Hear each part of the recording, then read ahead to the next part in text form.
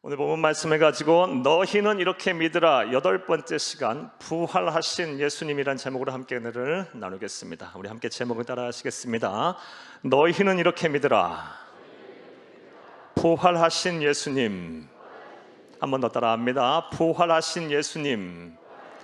여러분 나눠드린 말씀 페이퍼, 또 보내드린 문자로 보내드린 말씀 페이퍼 함께 보시면서 하나님의 말씀 은혜를 나누겠습니다.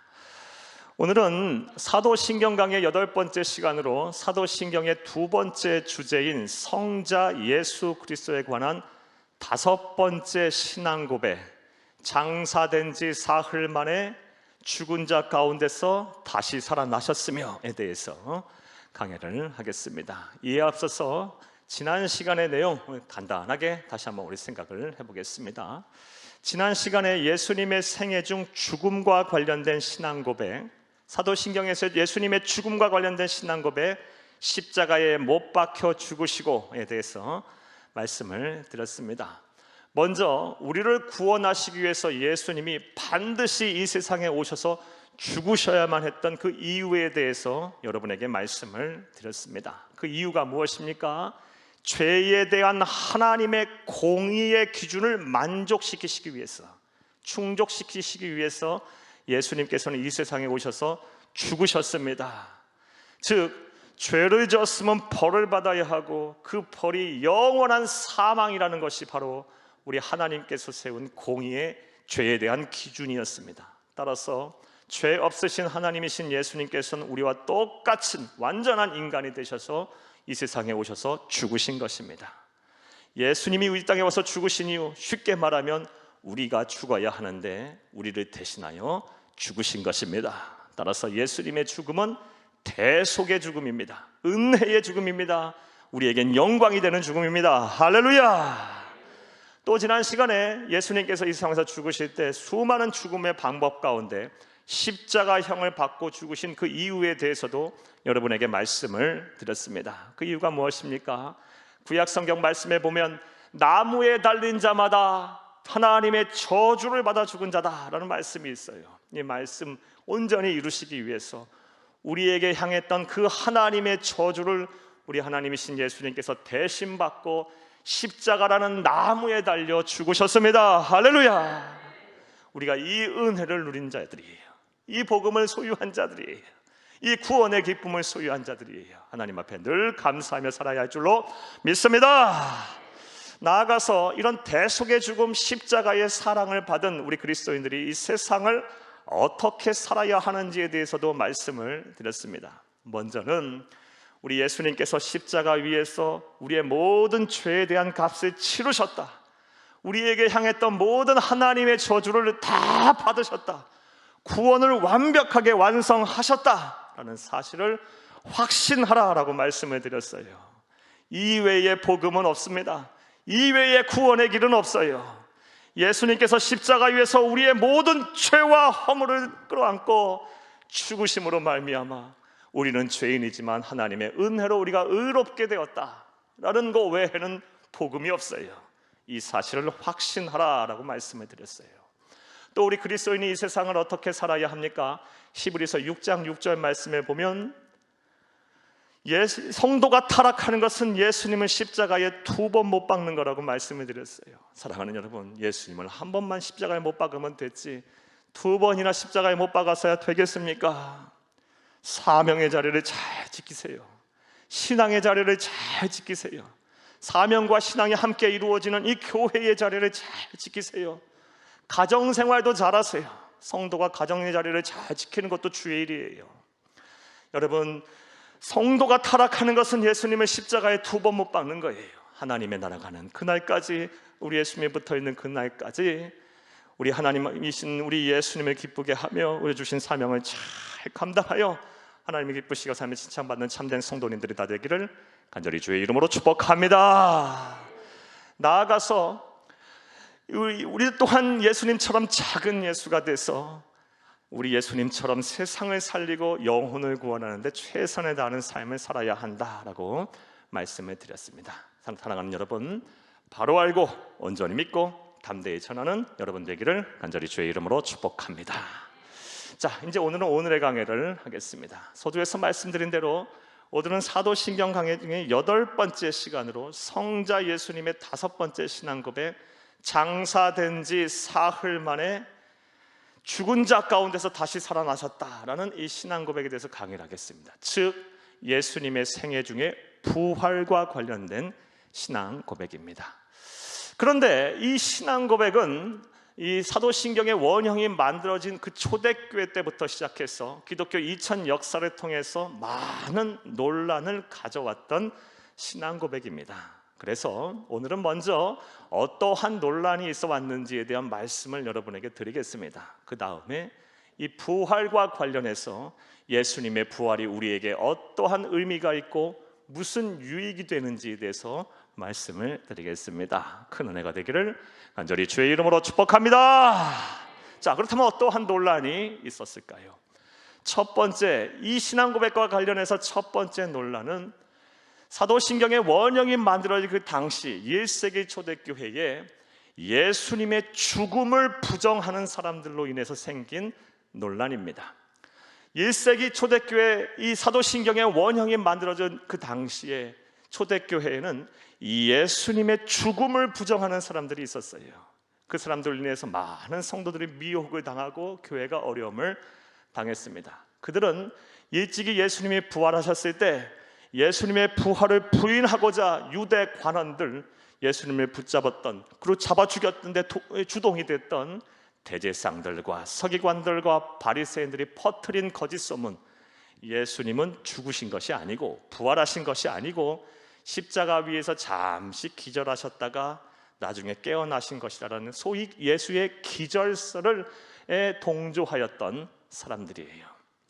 이 사람들로 인해 교회가 어려움을 당하자 이 사도신경의 원형을 만들고 활발하게 전승전파했던 사도들과 초대교회 성도들은 예수님이 완전히 죽으셨다가 부활하셨다라는, 완전히 죽으셨다라는 이 신앙 고백을 성도들로 하여금 하게 할 필요성을 느꼈습니다. 그래서 우리가 지금 암송하고 외우고 우리의 신앙 고백으로 삼고 있는 사도신경 가운데 장사된지라는 말이 들어간 거예요. 왜 장사된지 말을 굳이 넣겠어요? 예수님께서 완벽하게 완전히 죽으셨다라는 신앙 고백인 것입니다. 실제로 성경을 보게 되면 예수님은 완전히 돌아가셨습니다. 완전히 죽으셨습니다.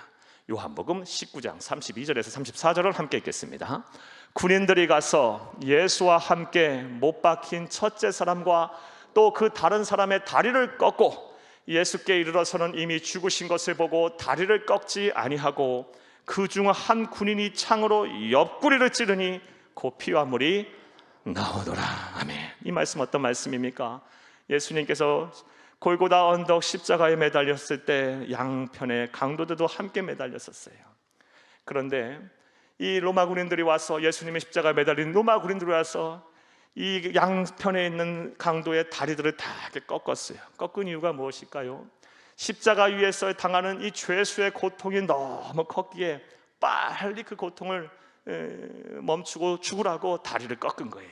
그런데 우리 예수님에게 이르러서 보니까 이미 운명하셨어요. 완전히 돌아가셨어요. 그래서 다리를 꺾는 대신에 어떻게 하셨습니까? 어떻게 하셨습니까? 창으로 옆구리를 찔렀어요. 그러자 물과 피가 다 쏟아지셨어요. 예수님은 이렇게 완전히 돌아가셨습니다. 죽으셨습니다. 왜 예수님이 이렇게 완전한 죽음이 우리에게 분명히 신앙 고백으로 해야 하는 그 이유가 무엇인가? 예수님이 완전히 왜 죽으셔야 했는가? 그 이유는 아주 분명합니다. 왜냐하면 완전히 죽으시지 않았다면 완전한 부활 또한 없기 때문입니다. 죽지 않았는데 어떻게 부활이 이루어져요? 완전히 죽으셨다는 믿음 속에 완벽하게 또 완전히 부활하셨다는 이 신앙이 생긴 것일 수 있는 것이고, 이 부활 신앙 없이는 기독교가 또한 존재하지 않기 때문입니다. 따라서 여러분 가운데 한 분도 예외 없이 우리 예수님께서는 완전히 죽으셨다가, 누구도 의심할 수 없을 정도로 완전히 죽으셨다가 사흘 만에 다시 살아나셨음을 온전히 믿는 성도들 되기를 간절히 주의 이름으로 축복합니다. 두 번째, 이 신앙 고백과 관련돼서의 논란은 신학적인 견해 차이 때문에 생긴 논란입니다. 이 논란의 요지에 대해서 간단하게 말씀을 드리면, 예수님이 죽으신 후에, 장사된 후에 사흘 동안 어디에 계셨는가에 대해서 신학적인 견해 차이로 인해서, 크게는 교파 간에, 작게는 교단 간에 이런 견해 차이로 인해서 많은 논란이 있어 왔습니다. 이 논란이 얼마나, 이와 관련된 논란이 얼마나 소모적이고 불필요했던지 한국 교회를 위시해서 많은 전 세계에 있는 교회 교단들이 이 사도신경 가운데 이와 관련해서 논란이 되는 구절을 생략을 해버렸어요. 자, 그렇다면 생략된 구절이 무엇일까요? 우리가 지금 보고 있는 사도신경에는 없는 생략된 구절이 있어요. 사랑하는 여러분, 이 예수님의 부활과 관련된 신앙 고백, 장사된 지 사흘 만에 죽은 자 가운데서 다시 살아나셨으며, 이 신앙 고백 안에는 원래는 사라진 구절이 있는데 그 구절이 무엇이냐? 라틴어 원문 사도신경을 보게 되면 장사된 지와 사흘 만에 다시 살아나셨다라는 이 사이에 다음과 같은 구절이 있어요. Descendit ad imperos. 이게 무슨 뜻이냐? 한국어로 직역을 하게 되면 음부에 내려가시다, 지옥에 내려가셨다라고 이런 구절이 생략이 되어 있습니다. 그러니까 그대로 문자 그대로 직역을 하면 이런 뜻이에요. 예수님께서는 장사되셨다가, 완전히 죽으셔서 장사되셨다가 음부에 내려가시고 지옥에 내려가셨다가 사흘 만에 죽은 자 가운데서 다시 살아나셨으며 라는 것이 원래 원형의 사도신경 라틴어 원문입니다. 그런데 이 음부에 내려가셨다, 지옥에 내려가셨다라는 이 구절이 신학적인 견해 해석의 차이로 인해서 많은 논란을 야기해 왔습니다.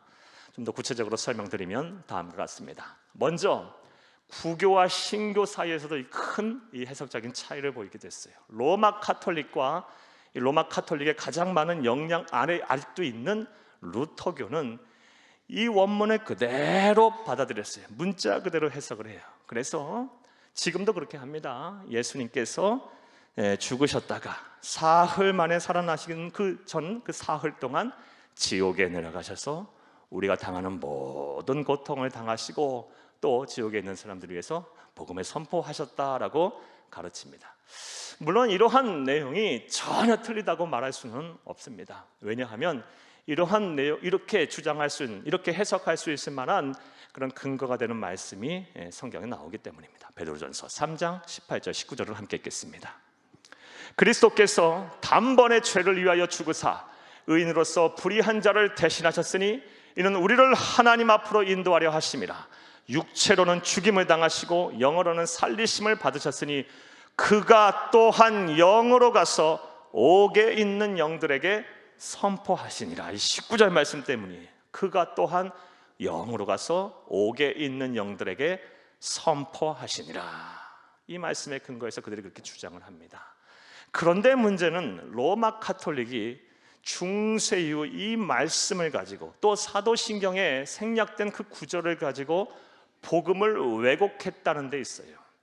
어떻게 왜곡을 했냐? 죽은 이후에 가는 사후 세계를 확장했어요. 즉 천국과 지옥 말고도 연옥이라는 것을 만들어냈어요. 예수를 믿어서 구원을 받은 천국에 가는 사람은 천국에 가고 불신자들은 지옥에 가되, 지옥은 가지는 않지만 천국에 갈 만한 믿음이 안 되는 사람이 가는 곳 연옥이라는 것을 만들어냈고, 이 사도신경에 생략된 원문과 베드로전서 3장 19절 말씀에 근거해서 연옥교리를 중세 이후 10세기 이후에 만들어냈어요. 이건 복음을 왜곡한 거예요. 사랑하는 여러분, 신구약 66권 전부를 뒤져봐도 연옥을 뒷받침하는 교리에 뒷받침하는 말씀이 없어요. 사후에는 천국과 지옥만이 존재할 뿐입니다. 다시 말해서 예수를 그리스도로 믿어 하나님의 백성이 되면 좀 부족하고 우리와 죄와 허물이 있더라도 하나님의 은혜로 말미암아 우리가 의롭다 하심으로도 천국에 가는 것이고, 예수를 믿지 아니하고 하나님이 우리에게 주시는 그 구원의 선물인 복음을 거부하는 자는 심판을 받고 영원한 지옥 형벌을 받게 되는 거예요. 중간지대는 없어요. 따라서 죽은 자에게 제2, 제3의 기회가 없는 거예요. 로마 카톨릭에서 말하는 것처럼 죽은 자, 연옥에 있는 자들이 거기서 연단을 받고 그들을 위해서 우리가 지금 죽은 자를 위해서 기도하고 그들을 위해서 그들의 이름으로 선행을 하게 되면 로마 가톨릭에서 말하는 것처럼 그들이 성인들의 공로로 말미암아 연옥에서 천국에 가는 것이 아니고 우리는 오직 예수 그리스도의 공로로 구원을 받는 것입니다. 천국과 지옥밖에 없습니다. 여러분 바로 알고 온전히 믿고 담대히 전하는 여러분 되기를 간절히 주의 이름으로 축복합니다. 축복합니다. 자, 이 지옥에 내려가셔서 생략된 구절 음부에 내려가셔서의 또 다른 해석은 이것을 문자 그대로 해석을 하는 것이 아니고 우리 예수님이 십자가에서 고난을 받으실 때 고통을 당하실 때 마치 지옥에 내려가셔서 고난 고통을 당하신 것 같은 그런 참담하고 잔혹한 고통을 당하셨다라고 해석하는 견해입니다. 이러한 해석이 바로 오늘날 거의 모든 개신교들이 다 믿고 복음주의적인 입장에서 믿는 해석이고 저가 동의하는 해석이고 우리 성도님 믿기를 원하는 해석입니다. 사랑하는 여러분, 예수님께서는 완전히 죽으셨어요. 지옥에 내려가서 훈련단을 받으신 것이 아니고 예수님께서는 십자가 상에서 지옥에 당하는 모든 고통을 다 당하시고 완전히 죽으셨다가 어디 가셨어요? 낙원에 가셨어요. 천국에 가셨어요. 이를 알 수 있는 말씀이 어디 있습니까? 누가복음 23장 43절을 함께 읽겠습니다. 예수께서 이르시되 내가 진실로 내게 이르노니 오늘 네가 나와 함께 낙원에 있으리라 하시니라. 아멘. 이 말씀 어떤 배경과 상황 속에서 하신 말씀입니까? 예수님께서 갈보리 언덕, 골고다 언덕에 십자가에 매달려 죽으실 때 양편의 강도들도 함께 매달렸었어요. 그 중에 한 강도는 예수님을 끝까지 부인하고 저주했어요. 희롱했어요. 하지만 한편 강도는 또 어떻게 했습니까? 예수님을 메시아로 믿었어요. 자신의 죄를 회개하고 예수님을 구세주로 믿었어요. 그러자 그 회개하고 예수님을 구세주로 믿은 강도를 향하여 오늘 네가 나와 함께 낙원에 있으리라 말씀하셨어요. 예수님은 죽으신 후 천국에 가신 거예요. 어찌됐든 이러한 논란은 우리의 믿음 생활하는 데 있어서 크게 문제가 되지 않습니다. 불필요하고 소모적인 논쟁이 될 수 있습니다. 또 이것을 우리가 금방 해석한 대로 지옥에 내려가셨다 음부에 내려가셨다라는 생략된 구절을 예수님께서 십자가 위에서 말할 수 없는 고통을 당하셨다라고 해석을 하게 되면 앞서 십자가에 못 박혀 죽으시고를 통해 나타난 예수님의 고난과 그 의미가 중복되기에 우리 믿음의 선배들 그는 이 구절을 생략을 한 것입니다. 따라서 이 구절이 생략됐네, 또 이렇게 다양하게 해석이 되네라는 소리를 듣고 또 이런 의견을 듣고 여러분의 믿음이 흔들리지 않기를 간절히 주의 이름으로 축복합니다. 축복합니다. 자, 이제 이러한 내용 이해를 바탕으로 예수님의 부활이 우리에게 어떠한 의미가 있고 무슨 유익이 있는지에 대해서 생각을 해보겠습니다. 사랑하는 여러분, 예수님의 부활이 우리에게 어떠한 유익이 될까요? 어떠한 의미가 있을까요? 자, 이제부터 따라 하시겠습니다. 첫째로, 우리의 믿음이 헛되거나 미련한 것이 아님을 확신하게 합니다.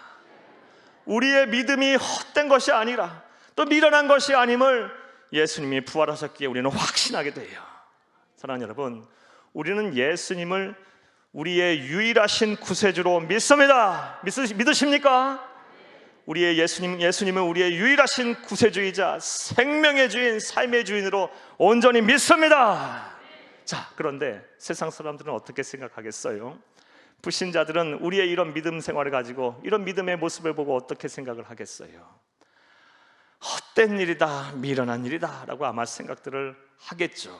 왜냐하면 우리가 오랜 시간 동안 함께 살고 만나서 대화하고 함께 이렇게 생활을 하는 사람도 믿기 어려운 마당에 예수님 얼굴이라도 한번 뵀습니까? 한번 만나보셨습니까? 그것도 심지어 2000년 전에 지구 반대편에서 33살까지 살다가 죽은 청년, 그 청년을 구세주로 믿고 있으니 얼굴도 한번 못 보고 만나보지도 못한 그 33살까지 살다 죽은 청년을 구세주로 믿고 있으니 불신자의 눈에는 우리가 아마 돌았다고 아마 생각이 될 거예요. 헛된 일이다, 미련한 짓이다 라고 생각할 거예요.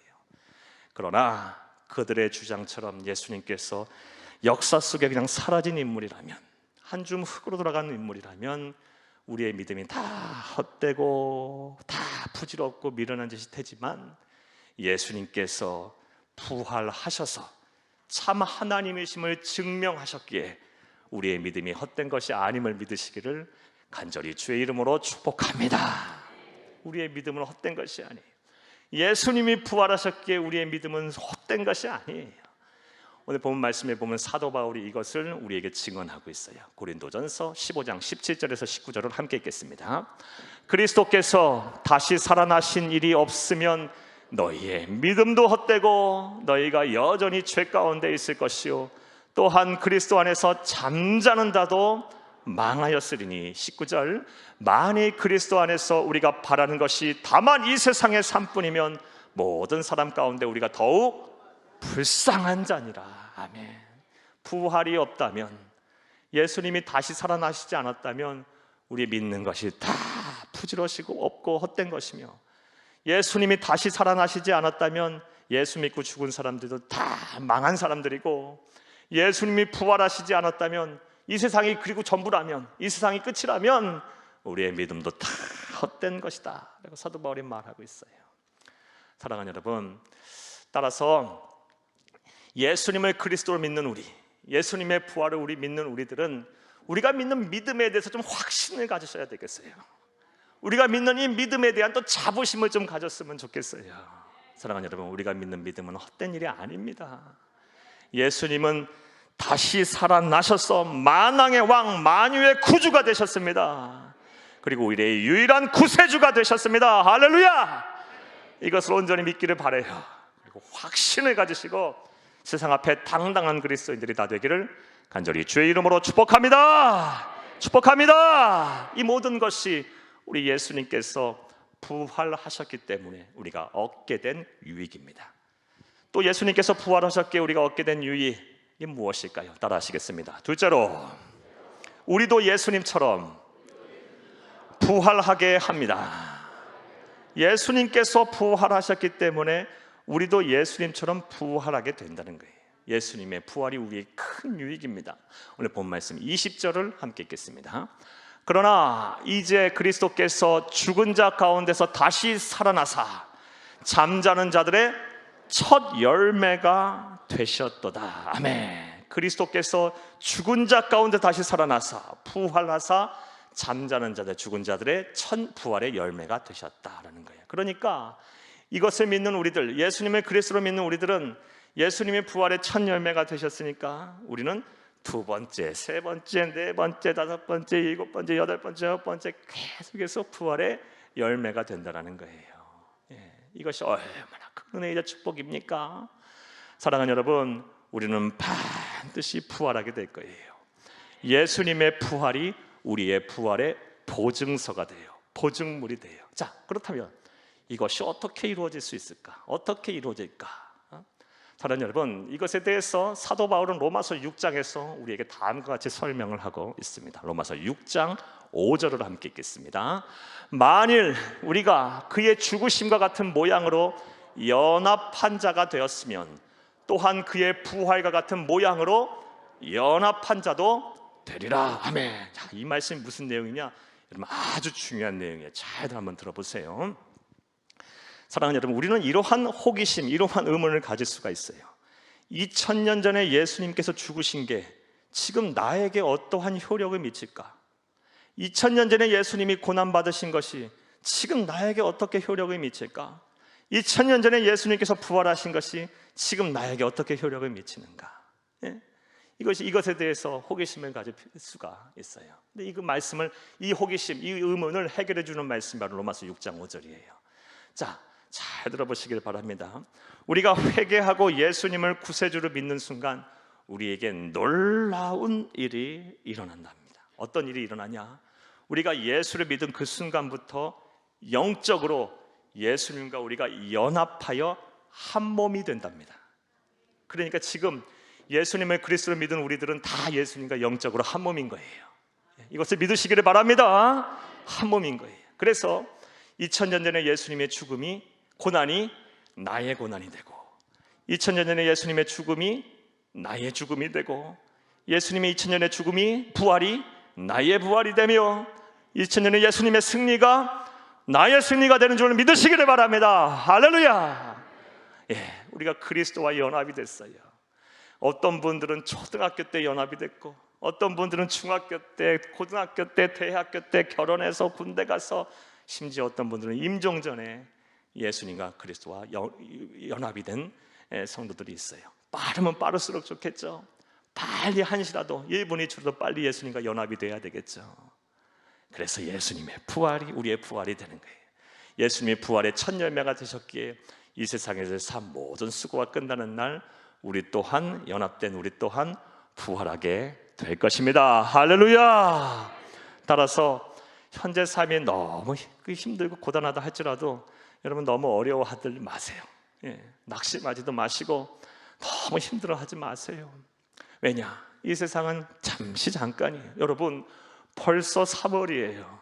코로나 이 상황 속에서 우리가 얼마나 지금 힘든 삶을 보내고 있어요. 그런데 벌써 1년이라는 시간이 훌떡 더 지나갔어요. 금방금방 이 세상은 지나가게 될 것이고 결국 우리가 가야 할 곳은 영원한 하나님의 나라, 우리 주님 계신 곳, 아픔도 없고 눈물도 없고 슬픔도 없고 다시 죽을 일도 없는 우리 주님 계신, 우리 예수님 계신 영원한 하나님의 나라 천국이에요. 우리 예수님께서 부활하셨기에, 부활의 첫 열매가 되셨기에 우리 또한 부활하게 될 거예요. 따라서 현재 삶이 힘들고 어렵더라도 이 또한 지나갈 것이고 결국 우리가 가야 될 곳은 천국이기에 현재 어려운 삶들을 잘 이겨내시기를 간절히 주의 이름으로 축복합니다. 축복합니다. 이 모든 것이 우리 예수님께서 부활하셨기 때문에 우리가 얻게 된 유익입니다. 또 예수님께서 부활하셨기에 우리가 얻게 된 유익 세 번째 뭘까요? 따라 하시겠습니다. 셋째로 죽음과 죽음의 권세를 잡은 사탄 마귀를 이기게 합니다. 사랑하는 여러분, 예수님께서 부활하셨기에 죽음의 권세, 그리고 죽음의 권세를 잡은 사탄 마귀를 이기시고 부활하셨기 때문에 그와 연합된 우리 또한 죽음과 죽음의 권세를 잡은 사탄 마귀를 이기게 되는 것임을 믿으시기를 간절히 주의 이름으로 축복합니다. 사랑하는 여러분, 아담과 하와 이후 인류 역사를 통틀어서 이 죽음이라는 것 앞에 싸워 이긴 사람은 없어요. 다 죽음 앞에 쓰러졌어요. 이게 인간의 나약함이에요. 유한한 인간의 모습이에요. 다 쓰러졌어요. 다 무너졌어요.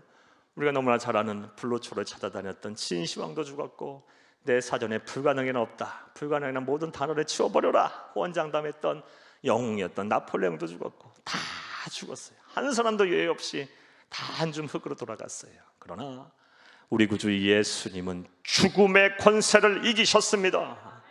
죽음의 권세를 잡고 우리를 두렵게 하고 우리를 좌절하고 낙심하게 하고 우울하게 하며 공허하게 하고 죄의 유혹으로부터 벗어나지 못하게 하는 이 사탄 마귀의 권세를 깨트리시고 우리 주님께서는 이기셨습니다.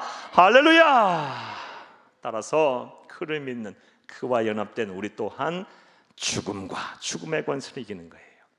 이것을 잘 알았던, 일찍이 잘 알았던 사도 바울은 우리 고린도전서 15장, 오늘 본문이 속해 있는 15장을 보게 되면 죽음 앞에 아주 호기롭게 당당하게 선언을 하고 있어요.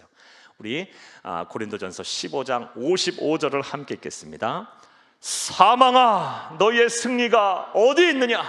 사망아, 네가 쏘는 것이 어디 있느냐? 야, 이게 무슨 얘기예요? 사망, 죽음, 네까지 게 어디 있다고 그래? 난 두렵지 않아. 담당하게 지금 외치고 있는 거예요. 사랑하는 여러분, 어떻게 이 사도 바울이 이 죽음을 이렇게 두렵지하지 아니하고 담대하고 당당하게 맞서고 있을까요? 단단하죠. 부활할 것이니까. 얼마 안 있어서 부활하게 될 것이니까. 사랑하는 여러분, 성도의 죽음은 찰나의 순간일 것이고 그 이후에는 영원한 하나님의 나라가 기다리고 있어요. 이 세상에서는 비교할 수 없는, 감히 상상하고 예측할 수 없는 참된 행복을 누리는 그 세계가 우리 옆에 펼쳐져 있어요. 우리 주님께서 부활의 첫 열매가 되셨기 때문에 이 모든 이런 은혜를 우리가 누릴 수 있게 된 것입니다. 이 은혜에 늘 감사하며 사는 저와 여러분 되기를 간절히 주의 이름으로 축복합니다. 축복합니다. 자, 이제 말씀 맺겠습니다. 사랑하는 여러분, 오늘은 사도신경 강의 8번째 시간으로 예수님의 생애 중 부활과 관련된 신앙 고백에 대해서 강의를 했어요. 장사된 지 사흘 만에 죽은 자 가운데서 다시 살아나셨으며, 사랑하는 여러분, 이 부활에 대한 신앙 고백, 부활 신앙은 기독교 신앙의 핵심입니다. 우리 기독교가 생명의 종교이고 유일한 구원의 기름은 이 부활 신앙이 있기 때문이에요. 따라서 우리 그리스도인들은 이 부활에 대해서 잘 알아야 돼요. 그리고 부활 신앙이 내 신앙이 돼서 우리가 이 세상 사는 동안도 우리가 날마다 부활해야 돼요. 이 부활 신앙, 우리가 무엇으로부터 부활해야 합니까? 가난으로부터도 부활해야 하고, 질병으로부터도 부활을 해야 되고, 삶의 오래된 문제로부터도 부활해야 되고, 가정의 불화로부터도 부활해야 되고, 염려와 근심으로부터도 부활을 해야 되고, 이 부활 신앙을 가지고 날마다 부활하시기를 간절히 주의 이름으로 축복합니다. 이를 위해서 특별히 오늘 여러분에게 드린 부활이 우리에게 어떠한 의미가 있는지, 무슨 유익이 있는지 말씀드렸는데, 이 말씀을 마음에 잘 새기고 삶의 현장에서 실천하시고 은혜를 누리시기를 부탁합니다. 부활이 우리에게 어떠한 의미가 있습니까? 예수님이 부활하셨기 때문에 우리의 믿음이 헛된 것이 아닙니다. 예수님이 부활하셨기 때문에 우리가 미련한 일을 하고 있는 것이 아닙니다. 우리는 진리를 소유한 사람들입니다. 우리는 천하보다 귀한 복음을 소유한 사람들입니다. 자부심을 가지세요. 확신을 가지세요. 또 예수님의 부활이 우리에게 어떤 유익이 있습니까? 예수님이 부활하셨기 때문에 부활의 첫 열매가 되셨기에 우리 그리스도와 연합된 우리 또한 반드시 때가 되면 부활하게 될 거예요. 그날 우리 예수님 앞에 서는 날, 그 영광스러운 예수님 앞에 서는 날, 우리의 죽음의 순간 우리 주님의 품에 안겨서 영생 복락을 다 누리시기를, 한 분도 예외 없이 빠짐없이 누리시기를 간절히 주의 이름으로 축복합니다. 나아가서 예수님께서 죽음과 죽음의 권세를 잡은 사탄 마귀를 물리치시고 이기시고 부활하셨기 때문에 우리 또한 그와 연합이 된 우리 또한 죽음을 이길 수 있어요. 죽음을 두려워할 필요가 없어요. 그리고 우리를 두렵게 하는 사탄 마귀 앞에 존귀하신 이름, 능력 있는 이름, 권세 있는 이름인 예수 그리스도의 이름을 가지고 담대하게 싸워 이기시길 바라요. 이것이 바로 진짜 성도의 모습이에요. 바로 알고 온전히 믿고 담대히 전하는 복된 성도, 참된 성도, 지혜로운 성도님들이 다 되기를 간절히 주의 이름으로 축복합니다. 축복합니다.